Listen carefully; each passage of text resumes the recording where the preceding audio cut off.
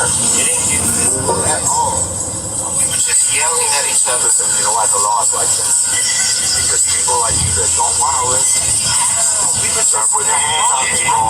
Until later somebody gets hurt. I didn't put my hands on her. Now I'm lying. Because I told her. When you went to grab her arm and I grabbed you, and you said, why are you grabbing me? What you said? That's my wife. What did I say? I said I couldn't touch her. I said, yes, she is your wife, but she's not your property. Right. Okay? You don't need permission to touch property. You need permission to touch people. Right.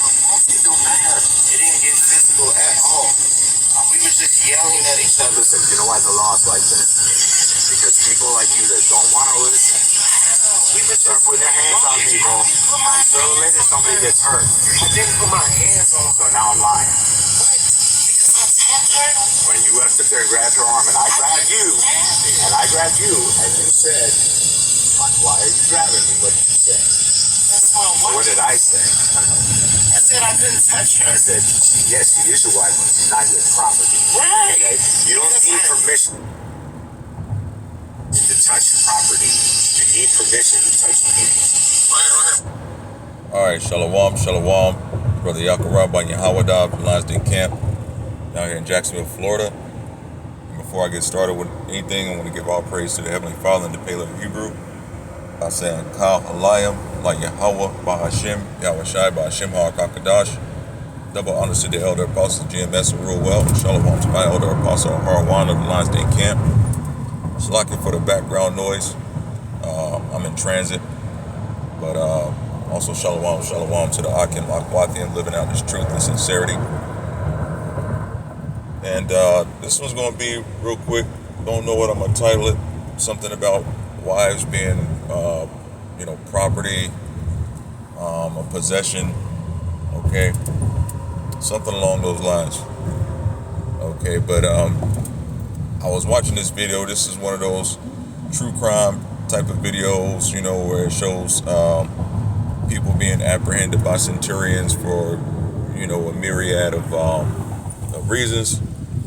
In this particular situation, this Jake and his woman were on a flight to Chicago, leisurely trip to Chicago, and somewhere either before the trip or during the trip, he went through her phone. You know what I'm saying? Which is well within a man's right. You know what I'm saying? To go through a woman's phone, right? If it's his woman, or if he's paying for the phone, it's considered his his property.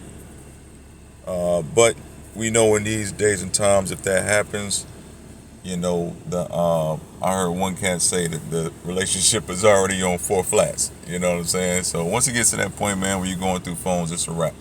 But anyway, he went through her phone, found out she was, getting bent up. You know what I'm saying? Getting pretzelized by some other cat, whoever. And he ain't like it. Went to yelling and throwing a fit on an airline. And that's a big no-no, man, because they'll throw you off quick, especially a so-called Negro, Latino, Native American. They don't play around. They'll get you off, ban you from flying for a year or indefinitely, whatever the case may be. So that's what happened. And when he got apprehended by the centurions, they told him, well, your wife is not your property. But see, that's a bold-faced lie. That's a lie from the pits of hell, which we know is Babylon.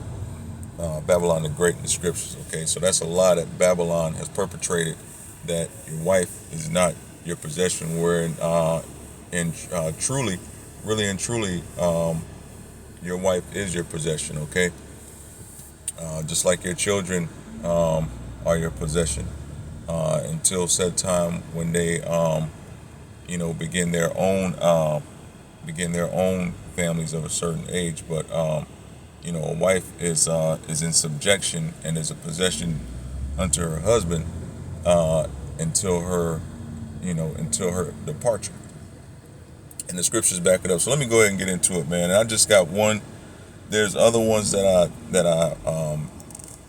have. I may put them in the description, but I'm en route right now, so I'm gonna just get this one out of Ecclesiasticus chapter 36 and verse 24. And we know about Genesis, I believe it's chapter 2 verse I want to say verse 18, but I can check. We can go back where we talk about Eve.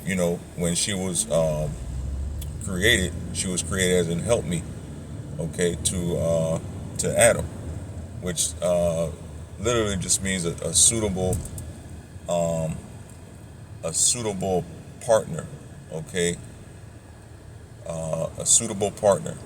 So we know that a woman is a suitable partner, but she's also a possession because she's in what? She's in subjection, and the man is her head, as it talks about in 1 Timothy, the 2nd chapter. But this is Ecclesiasticus chapter 36, verse 24. It says, "He that getteth a wife beginneth a possession, a help like unto himself, a pillar of rest." Okay, a help. There goes that word help again. Okay. So a partner, all right, or you could say a servant. Okay. Someone who helps you is serving you in some sort of capacity. All right. Helping you, serving you in some sort of capacity. So you have that, like unto himself, a pillar of rest. So you're going to find someone that's like yourself, has your same interest, basically. All right, has your best interests at heart and your interests align. All right, there's something in it for you, and there's something in it for them. All right, so they're like you, and have some of your same ethics and attitude. It says a pillar of rest. Well, we know here in Babylon, goddamn modern women, they are very far from a man's rest. But that's neither here nor there. And in this particular story, the woman was a damn harlot. Okay. So at that point, you really put your woman away, man. Just put her away. If she's being a harlot, put her away. Because you're to continue on with her is to defy yourself. Or if you keep her, unto yourself, it's going to be like holding on to a damn snake, a serpent. And she ain't gonna respect you either. If you hold on to a harlot, man, she ain't gonna respect you, because in the back of her mind, she's gonna be like, well, damn, I know I did dirty, but this simp is still gonna keep me around. Because she thinking to herself, I wouldn't even keep me around. That's what she's saying to herself. She playing a damn harlot on you, slurping up rods and whatnot, and you wanna hold her tight at night and whisper sweet nothings, man. All right, that's completely off. But anyway, it says, "He that getteth a wife beginneth a possession." Now, there's other versions, another some you read some dialogue, some literature wants to say this is talking about a household. Well, yeah. Well, even if you get in a household, don't you own everything in your house? Isn't everything in your house considered your property? Okay, so whether it be whether it's talking about starting a household, or other worldly possessions, it's still the same damn thing. You still have her in possession as property. Okay, but even that dialogue is going off a little bit, because I looked up the Old English. So you got to get back to the Old English a lot of times, which is what the KJV was written in, to get the meaning of words. All right, studying the etymology and so on. And so when you look up the Old English, you got to go to the Oxford Dictionary. You can't go to the Merriam-Webster, okay? Because the Merriam-Webster is the American version of English. All right, the American version of of the English dictionary. So you got to go back to the old English, which you can find that a lot of times in the Oxford English dictionary. And so when you look it up, it says possession. All right, it's a noun, and the meaning of the word possession, it says something that you own or have with you at a particular time. Okay, something that you own or have it with you at a particular time. That's a possession.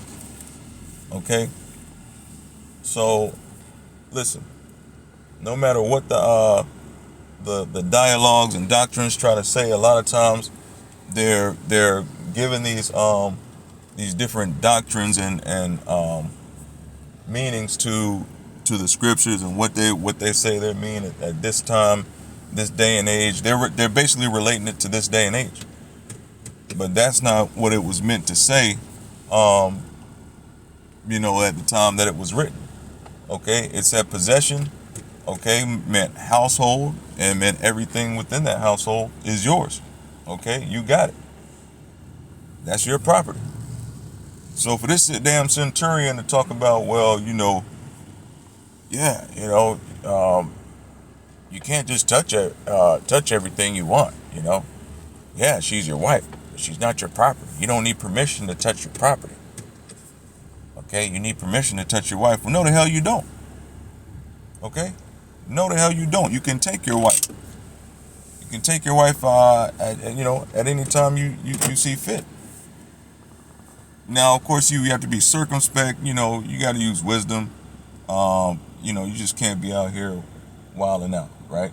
Nobody's going to argue with that. At least no hopeful elect men of the Lord are going to argue with that. You know what I'm saying? If you got it in you to just grab and take your woman, or any woman for that matter, against her wishes in Babylon, you're going to have a rude awakening. You're going to find out some things, okay, real quick. But under the heavens, under Yahweh Ba'Shem Mashiach Yahweh Shai, you can take your woman, as you see fit. So yeah, this, I didn't want to make this real long, you know what I mean, but just want to get on this real quick. After I saw that clip, I had to replay it a couple times, and I was just like, man, that's some bullshit. Okay, that's some bullshit. He lying. That's a lie from the pits of hell. But that's the doctrine, that's the dogma that's pushed here in Babylon. That your woman ain't yours, man. Hey, really, in Babylon, all women are for the streets. According to Babylon, all women are for the streets, man. That's how it goes down in the land of confusion. Okay, play it one more time. It don't matter. It didn't get physical at all.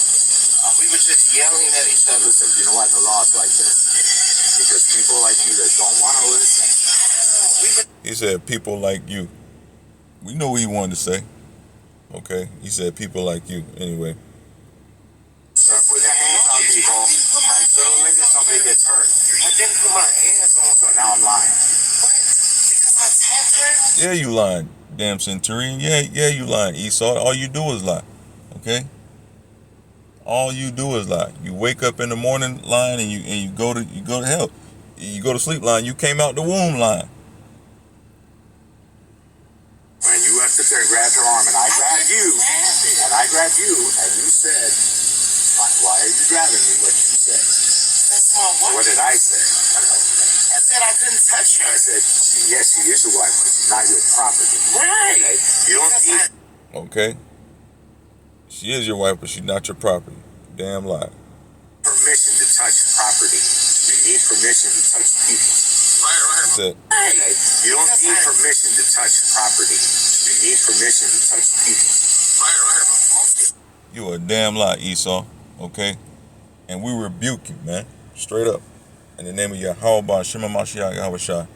But anyway, with that, say shalom.